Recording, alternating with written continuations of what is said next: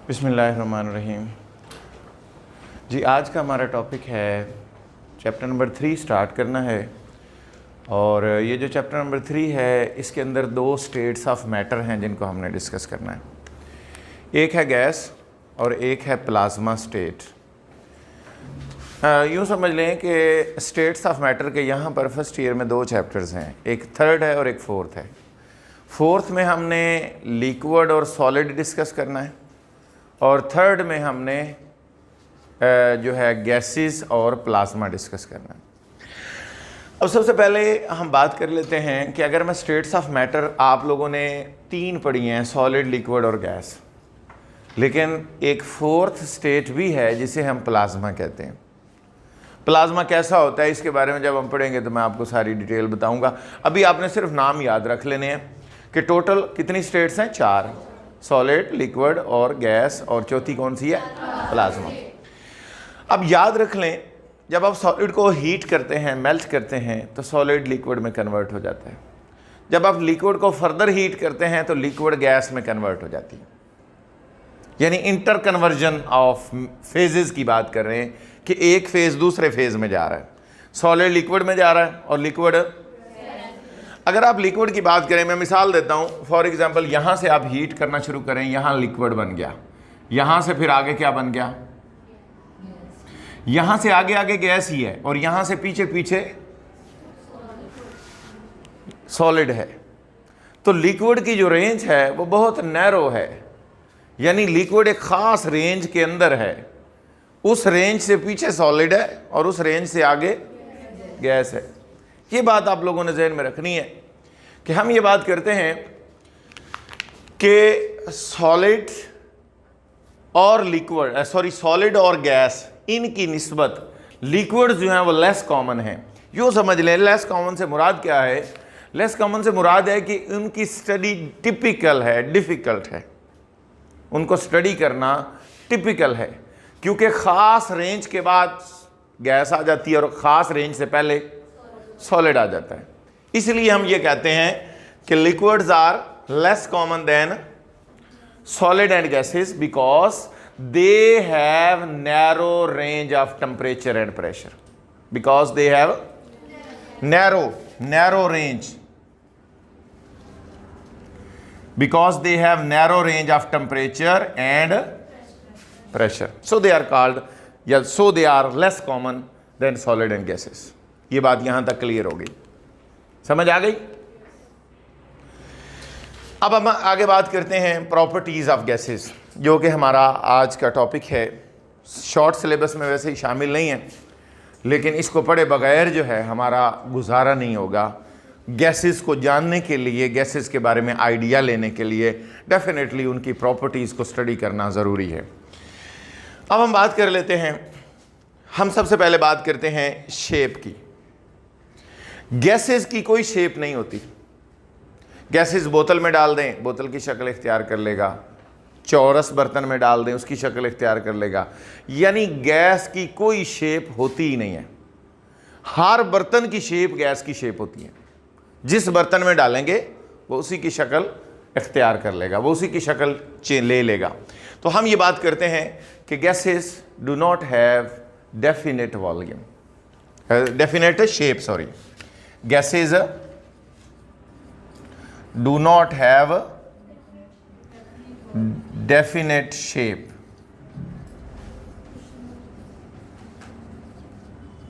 यहां पर आप लिख सकते हैं कि दे take the shape of container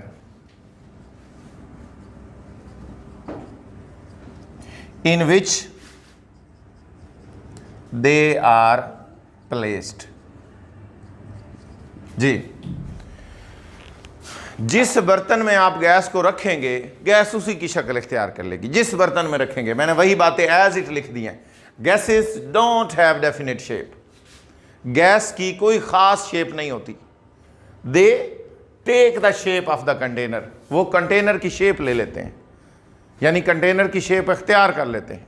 in which they are placed, जिसमें उन्हें रखा जाता है, जिसमें उन्हें रखा जाता है उसी की शक्ल बन जाती है। आप गैस को जिस शक्ल में मर्जी लाना चाहें आप लेकर आ सकते हैं, उसकी कोई शेप ही नहीं है। और याद रख लें, जिसकी कोई अपनी शेप नहीं होती, जिसको आप चेंज कर सकते हैं, उसी को कहते हैं कि उसकी शेप नहीं है। अगर आप शेप को चेंज ना कर सकें तो फिर आप कहते हैं कि हाँ उसकी ख़ास शक्ल है। जिसकी शेप चेंज हो जाए उसकी कोई ख़ास शक्ल नहीं है। आगे हम वॉल्यूम की बात करते हैं। वॉल्यूम के बारे में मैंने आपको बताया था कि वॉल्यूम मैथमेटिकली कैसा होता है और केमिस्ट्री में हम उसको किस तरह, किस सेंस में लेंगे। अब वॉल्यूम जो है उसके बारे में भी ये कहा जाता है कि गैसों का कोई ख़ास वॉल्यूम नहीं होता। मैं मिसाल देता हूँ, आप एक सिलेंडर है, 5 किलो का सिलेंडर है, आप उसमें 2 किलो गैस भी भर सकते हैं और आप उसमें 6 किलो भी भर सकते हैं। 5 किलो का सिलेंडर है, उसमें कितने किलो आ रही है? 6 किलो। इसका मतलब वॉल्यूम कम हो रहा है। 5 किलो भरेंगे वॉल्यूम ज़्यादा हो रहा है, 4 किलो भरेंगे वॉल्यूम और ज़्यादा हो रहा है। यूँ समझ लें कि गैसों का वॉल्यूम भी ख़ास नहीं होता, वॉल्यूम भी चेंज हो जाता है। अब वॉल्यूम कैसे चेंज होता है वो मैं आगे इन 2 टर्म्स में मैं आपको एक्सप्लेन करूँगा। अभी फ़िलहाल आप इतनी बात याद रख लें कि गैसों का कोई ख़ास वॉल्यूम नहीं होता। तो आप यहाँ पर ये बात कर सकते हैं कि gases do not have definite volume, there volume can be changed, there volume can be changed. समझ आ गई मेरी बात की? There volume can be changed. यहाँ तक बिल्कुल क्लियर कर लें कि गैसों का कोई ख़ास वॉल्यूम नहीं होता, गैसों की कोई ख़ास शेप नहीं होती, उनकी शेप भी चेंज हो जाती है। जिस कंटेनर में रखते हैं वही शेप बन जाती है, वॉल्यूम भी उनका चेंज हो जाता है। अब वॉल्यूम चेंज करने के आगे 2 पैरामीटर आ रहे हैं, मैं उन दोनों को 1 बाय 1 डिस्कस कर लूँ, फिर हम तीसरी प्रॉपर्टीज़ की तरफ चलेंगे। अब मिसाल के तौर पर आपके पास देखें, ये आपके पास एक कंटेनर है, इसके ऊपर मूवेबल पिस्टन लगा हुआ है। क्या लगा हुआ है? Movable piston. ये क्या चीज़ होती है? मूवेबल पिस्टन होता है कि एक ढक्कन होता है, एक गोल सा ढक्कन होता है। आमतौर पे जो बर्तन का ढक्कन होता है वो बाहर रहता है, लेकिन ये पिस्टन जो ढक्कन है ये अंदर, बर्तन के अंदर मूव कर जाता है। यानी यूँ समझ लें ये बाउंड्री के अंदर चला जाता है, बिल्कुल गोल है और बाउंड्री के अंदर मूव कर सकता है। और इसके साइडों पे फ्रिक्शन लेस मतलब सूरत हाल होती है, रबड़ वगैरह लगी होती है, तो ये अंदर फ्रीली मूव कर सकता है। अब वो ये कह रहा है कि आपने इसके ऊपर एक वज़न रखा था, अब आपने इसके ऊपर 2 वज़न रख दिए। 2 वज़न रखने की वजह से ये नीचे आ गया। ये क्या हो गया? इसका मतलब ये हुआ कि जब आपने 2 वज़न रखे तो प्रेशर बढ़ गया।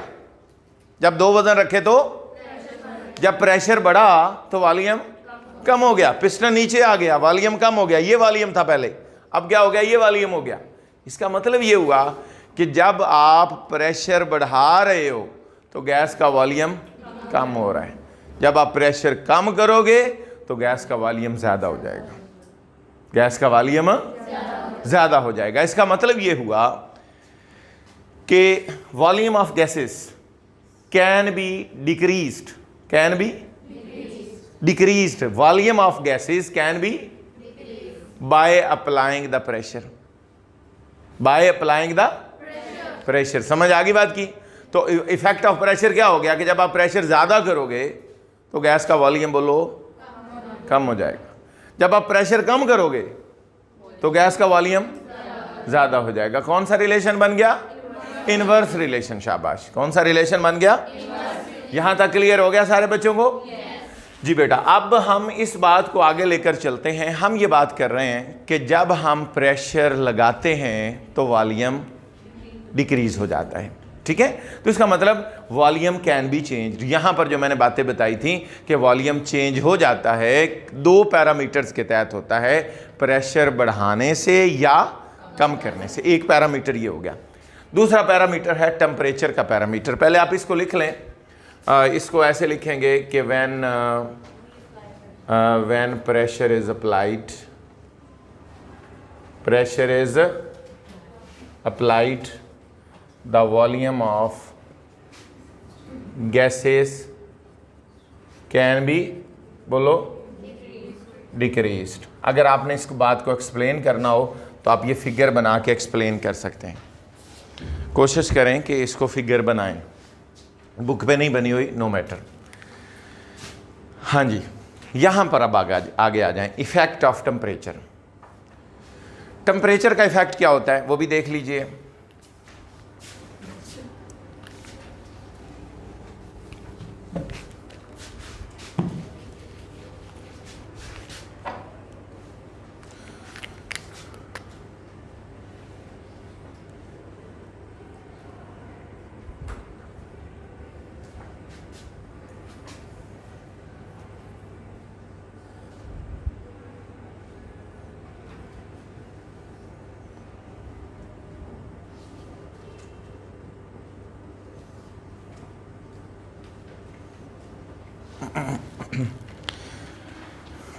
इफेक्ट ऑफ टेम्परेचर को पढ़ने से पहले आप 7वीं प्रॉपर्टी पढ़ लें। 7वीं प्रॉपर्टी में मैंने लिखा है कि molecules of gas are in constant random motion. Random motion होता है बिल्कुल बेतरतीब हरकत, कोई मॉलिक्यूल इधर जा रहा है कोई उधर जा रहा है, जैसे मैंने ये बनाया, बिल्कुल मॉलिक्यूल बेतरतीब हैं। ये बात कन्फर्म है कि हमेशा जब भी गैस को स्टडी करेंगे गैस के मॉलिक्यूल्स की मोशन हमेशा रैंडम होगी उस वक्त तक जब आप उसके ऊपर कोई चीज़ खास पार्टिकुलर इलेक्ट्रिक फील्ड वगैरह या मैग्नेटिक फील्ड अप्लाई ना करें। मॉलिक्यूल्स आर इन कांस्टेंट, बोलो, random motion. Molecules of gas are in constant random motion. During this motion, इस मोशन के दौरान वो एक दूसरे के साथ टकराते हैं और वो दीवारों के साथ, बर्तन की दीवारों के साथ भी टकराते हैं। यूं समझ लें कि वो इधर भी टकरा रहे हैं, आपस में भी टकरा रहे हैं, इधर भी टकरा रहे हैं और इधर भी टकरा रहे हैं। मेरी बात फॉलो कर रही हैं कि गैस के मॉलिक्यूल हमेशा रैंडम मोशन परफॉर्म करते हैं। 7वीं property, gas molecules are always in random motion, constant random motion. During this motion, इस मोशन के दौरान दे कोलाइड, वो टकराते हैं, अमंग देमसेल्व्स, एक दूसरे के दरमियान, as well as with the walls of the container, बर्तन की दीवारों के साथ भी, एक दूसरे के साथ भी और बर्तन की दीवारों के साथ भी टकराते हैं। And resultantly they apply the force, they apply the pressure. मेरी बात समझ में आ गई? वो एक फोर्स लगाते हैं। मसलन ये देखें, या अगर इधर टकराया तो इसने फोर्स लगाई और ये जो फोर्स पर यूनिट एरिया है, दिस इज कॉल्ड प्रेशर। तो आपने सिंपली ये बात समझ ली कि pressure of the gas is due to collisions. Pressure of the gas is due to, हमें यहां तक ये बात क्लियर हो गई। एक है प्रेशर ऑन द गैस, जो आप लगा रहे, जो आपने ऊपर वजन रख के लगाया, ये है pressure on the gas, pressure exerted on the gas. दूसरा है pressure by the gas, gas का प्रेशर है। बर्तन में बंद गैस है, आप उसका ढक्कन खोलते हैं, तेजी से बाहर निकलती है, ये गैस का प्रेशर है कि वो कितनी तेजी से बाहर निकलती है।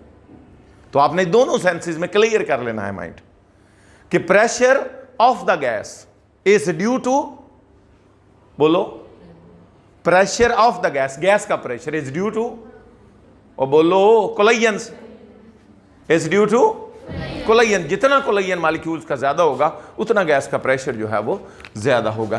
क्लियर होगी बात? Confusion is clear? कि मिसाल के तौर पर मॉलिक्यूल्स जो हैं, इसमें आपने क्या लिखना है कि molecules are in constant random motion. During this motion they collide among themselves as well as with the walls of the container, and during this pressure, yeah, during this motion they collide among themselves. Due to their collision they apply the pressure. The pressure of the gas is due to collision. Clear होगी बात? ये सारी बातें आप अपनी language में लिख सकते हैं, कोई इशू नहीं है। अब आ जाएं टेम्परेचर की तरफ। याद रख लें, temperature is the form of energy. आपने सुना है, मैट्रिक में पढ़ते आ रहे हैं, टेम्परेचर एनर्जी की शक्ल है, या टेम्परेचर एनर्जी को, टेम्परेचर चेंज करेंगे तो एनर्जी मॉलिक्यूल्स की चेंज होगी। ठीक है, अब आप ये बात करते हैं कि टेम्परेचर जो है जब हम चेंज करेंगे तो मॉलिक्यूल्स की एनर्जी भी चेंज होगी। मॉलिक्यूल की ऑल टाइप्स की energy, specially kinetic energy change होगी। टेम्परेचर जो है जब आप चेंज करोगे तो मॉलिक्यूल्स की, बोलो, काइनेटिक एनर्जी, पहले वो ज़्यादा करोगे टेम्परेचर तो पहले वो स्लोली मूव कर रहा था, अब वो ज़ोर से मूव करेगा, ऐसे ऐसे। पहले वो ऐसे ऐसे जा रहा था, ऐसे ऐसे, अब वो जाएगा ऐसे ऐसे, ऐसे मेरी बात समझ में आ गई?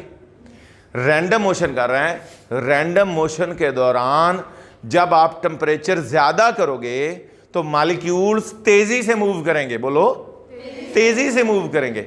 जब वो तेजी से मूव करेंगे तो इधर वो जोर से टकराएंगे, इधर वो नीचे से जोर से टकराएंगे। जब वो जोर से टकराएंगे तो इसको आहिस्ता आहिस्ता ऊपर लेकर जाना शुरू हो जाएंगे।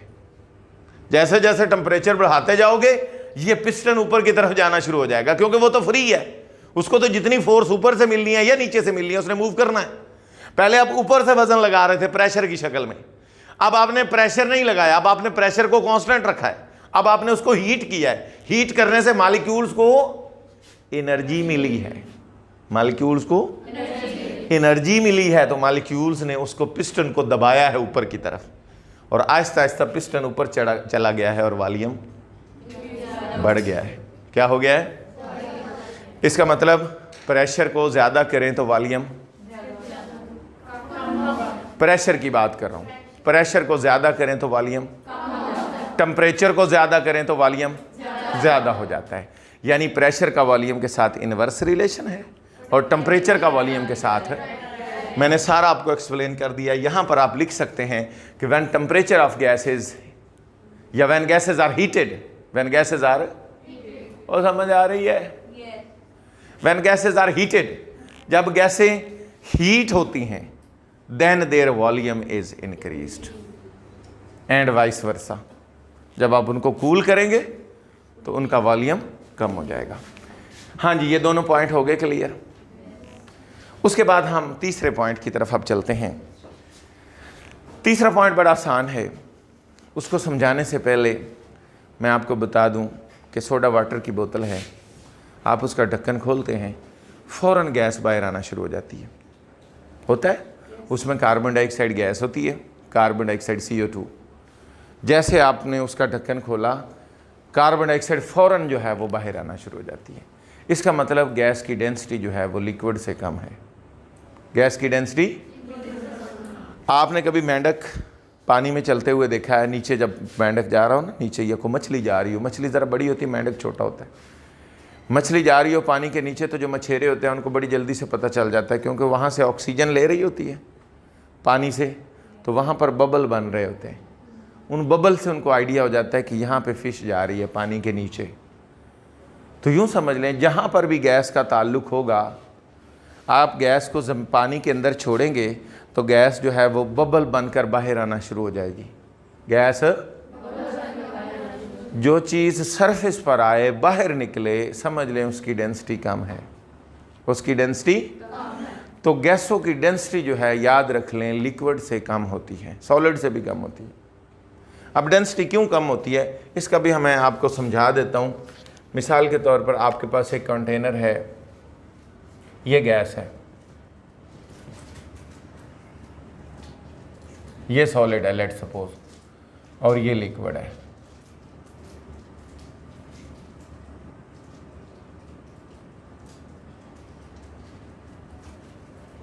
ये D is equal to m/v। Mass per unit volume is called density, mass per unit volume is called density. देखें अगर आप यूनिट वॉल्यूम लें तो उसमें सिर्फ एक मॉलिक्यूल आ रहा है, मैं एग्जांपल दे रहा हूँ, एक मॉलिक्यूल आ रहा है। इधर देखें कितने मॉलिक्यूल आ रहे हैं और इधर देखें कितने आ रहे हैं। सबसे ज़्यादा मॉलिक्यूल सॉलिड में आ रहे हैं, उसके बाद लिक्विड में, और सबसे कम, जब मॉलिक्यूल कम होंगे तो मास भी कम होगी, जब मास कम होगी तो डेंसिटी भी, क्योंकि डेंसिटी का मास के साथ डायरेक्ट रिलेशन है। हम ये बात करते हैं कि मॉलिक्यूल्स दूर होने की वजह से, याद रख लें मॉलिक्यूल्स दूर होने की वजह से, गैस के मॉलिक्यूल दूर हैं इसलिए उसकी डेंसिटी कम है, लिक्विड के मॉलिक्यूल करीब हैं इसलिए डेंसिटी ज़्यादा है, सॉलिड के मॉलिक्यूल बिल्कुल पैक्ड हैं, बिल्कुल करीब हैं, इसीलिए सॉलिड की डेंसिटी सबसे ज़्यादा है। और याद रख लें एक तरफ एक बंदा है वो कहता है गैस इज कंप्रेस्ड, दूसरी तरफ गैस इज नॉट कंप्रेस्ड। एक तरफ दोनों गैसें हैं, एक कंप्रेस्ड गैस है और एक कंप्रेस नहीं है। कंप्रेस का मतलब है अंडर हाई प्रेशर। जब आप हाई प्रेशर करते हो तो गैस के मॉलिक्यूल करीब आ जाते हैं, जब आप हाई प्रेशर करते हो तो गैस के मॉलिक्यूल करीब आ जाते हैं। जब मॉलिक्यूल करीब आते हैं तो उसका मतलब डेंसिटी बढ़ जाती है। एक गैस प्रेशराइज्ड गैस है और एक अनप्रेशराइज्ड है। मसलन आप सीएनजी की बात करें, सीएनजी एक कंप्रेस्ड गैस है, तो कंप्रेस्ड गैस की डेंसिटी बोलो आम गैस से क्या होगी, ज्यादा होगी। समझ आ रही है ना मेरी बात की कि डेंसिटी कम या ज्यादा क्यों होती है? मालिक्यूल करीब होंगे तो डेंसिटी ज्यादा होगी, मालिक्यूल दूर होंगे तो डेंसिटी, गैसों की डेंसिटी कम होती है, लिक्विड की ज्यादा होती है, सॉलिड की सबसे। तो हम ये बात कर रहे हैं कि गैसों की डेंसिटी सबसे कम होने की वजह से जब आप कोई गैस लिक्विड में छोड़ेंगे तो वो बबल बनकर बाहर आ जाएगी। यही एज इट बुक में लिखा है कि due to low density of gases they tend to rise up through the liquids. वो लिक्विड से बाहर आ जाती हैं, वो लिक्विड से बोलो, हाँ जी क्लियर। आगे जी इसकी बात करते हैं। वो कह रहा है कि गैस के मालिक्यूल बहुत दूर होने की वजह से, क्योंकि मालिक्यूल बहुत दूर होते हैं, मैंने अभी बताया गैस के मालिक्यूल बोलो दूर होते हैं, दूर होने की वजह से उनके दरमियान जो इंटरमालिक्यूलर फोर्सेस हैं वो बहुत वीक होती हैं। इसकी मिसाल कैसे, जैसे देखें आमतौर पे आपने सुना है कि रिश्तेदार दूर रहते हैं, नेबर करीब रहते हैं, नेबर के साथ ज़्यादा ताल्लुकात होते हैं, रिश्तेदारों से कम हो जाते हैं। होते रिश्तेदार अपनी बात है, वो सारा कुछ अपनी जगह है, लेकिन जो मोस्ट क्लोज रिलेशंस होते हैं वो नेबर्स के साथ होते हैं, because they are very close to each other, they have most interactions. ठीक है, तो यही बात है कि intermolecular forces among the gas molecules are very weak. Intermolecular forces among the are very weak. अगर कोई बंदा पूछे वीक क्यों हैं तो आप क्या जवाब देंगे? Molecules are very far from each other, बहुत दूर दूर हैं, एक दूसरे से बहुत डिस्टेंस पर हैं, at a very large distance from each other, बहुत एक दूसरे से दूर दूर हैं। अब हम आगे चलते हैं। Joule Thomson effect. Joule Thomson effect जो है ये क्या चीज़ है ये ज़रा समझ लें। हमारे पास एक गैस है, उसको हमने कंप्रेस किया और वॉल्यूम कर लिया इतना, मालिक्यूल करीब करीब आ गए। यहाँ से आपने सुराख को ओपन किया, फ़ौरन मालिक्यूल को बाहर निकाल दिया। दोबारा सुन लें ये वाली बात, सारे बच्चे अच्छे तरीके से समझ लें। मैंने क्या कहा है कि आपने गैस को कंप्रेस किया, मालिक्यूल करीब करीब आ गए। गैस को कंप्रेस किया, मालिक्यूल, जब मालिक्यूल करीब आ गए तो अब ये वॉल्यूम नहीं रहा, अब ये वॉल्यूम हो गया। अब आपने फ़ौरन वहाँ से सुराख कर दिया तो गैस ज़ोर से बाहर निकली। गैस जब ज़ोर से बाहर निकलेगी तो यहाँ पर फ़ौरन ठंडक पैदा होगी, कूलिंग पैदा होगी। इस कूलिंग पैदा होने के इफ़ेक्ट को जॉल थॉमसन इफ़ेक्ट कहा जाता है। अब कूलिंग क्यों पैदा होगी इसकी सारी डिटेल हम इस चैप्टर के एंड पर पढ़ेंगे। अभी सिर्फ आप इतनी बात याद रख लें कि जब कंप्रेस्ड गैसेस को सडनली ओपन किया जाता है, क्या कहा मैंने? कंप्रेस्ड गैसेस को सडनली, अचानक ओपन किया जाता है, ओपन एनवायरनमेंट में सडनली बाहर निकाला जाता है, सुराख से बाहर निकाला जाता है, तो वहां पर कूलिंग पैदा होती है। वहां पर इस इफेक्ट को जॉल थॉमसन इफेक्ट कहा जाता है कि when compressed gases are suddenly expanded. क्या बोला मैंने?